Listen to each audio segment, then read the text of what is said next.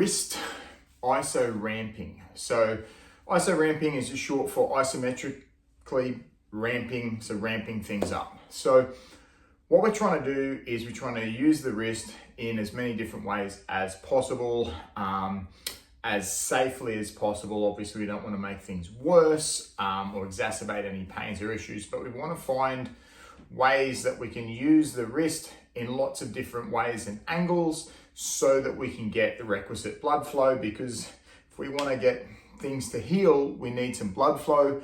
If we've got arthritis, and we absolutely need some movement through there as well.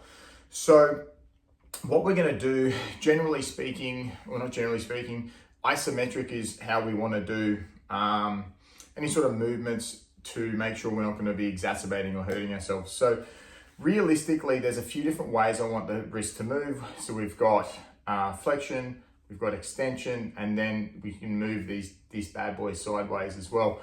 What I want to do is I want you to get to a point where you can sort of move it so it doesn't hurt. Now you can either do it actively and then just hold still, or literally just do it passively like that. So you can do it just by holding your hand and then holding it, like moving it this way, or, you know, put your hand on the, well, I'll move back, put your hand on the floor, and then just sort of move your arm to get the movement.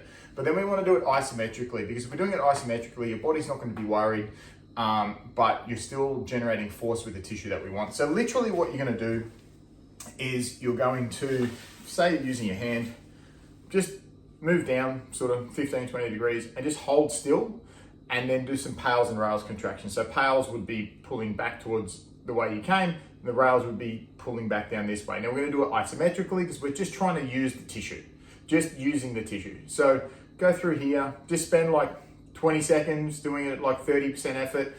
It doesn't have to be a lot of effort. We're just trying to get some use and force through the tissue. So I say 30% for 20 seconds. It can be 10%, like if 30% hurts. So obviously just start at like 5%, just gradually build up to that 30, hold it for about 20, 30 seconds, and then push back the other way, move again another degree, and literally just keep moving sort of 20 or 30 degrees until you go from obviously your starting point to the end of your passive range, assuming it doesn't hurt. Once you've done that, it'll probably only take you about 60, 80, 90 seconds. Go back the other way. So now we're going to go through extension. So same thing, just move back 10 or 15 degrees, hold still, pales contraction that way, rails contraction that way, just for about 20, 30 seconds, about 20, 30% effort, another 10 or 15, another 10 or 15, and then do the same thing sideways. So I'll hold it up here. So you can, obviously your hand moves that way. So just grab your hand and literally just pull it this way. So pales would be trying to pull back, rails would be trying to push further, and then that way as well. So now you've just got all the different angles. What we're really doing is just trying to use all of the tissue, all of the ligaments, tendons, and everything in here to the best of our ability. So that's why we're just hitting it at all these different angles, but we're doing it while holding still so as not to exacerbate or flare anything up. And then we're also obviously trying to, through this, get some movement. So if you can obviously get movement, do some wrist cars beforehand and afterwards, great. If not, if it hurts, obviously don't do that. Enjoy.